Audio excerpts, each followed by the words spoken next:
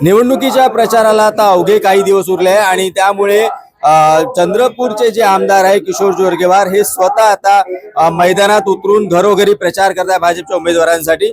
आपल्यासोबत किशोर जोरगेवार आहेत। भाऊ, स्वतः उतरून तुम्ही आता प्रचाराची कमान हातात घेतलेली आहे, घरोघरी जाऊन मतं मागता उमेदवारांसाठी, काय सांगाल? बघा, ही निवडणूक जसं आमचे बावनकुळे साहेब माननीय मुख्यमंत्री महोदय म्हणतात की कार्यकर्त्यांची निवडणूक आहे। आमच्या नेत्यांच्या निवडणुकीमध्ये कार्यकर्ते मोठ्या प्रमाणे दिवस रात्र एक करत आपलं घरदार कुटुंब सोडून ते लोक या ठिकाणी प्रचार करतात, आम्हाला निवडून देतात।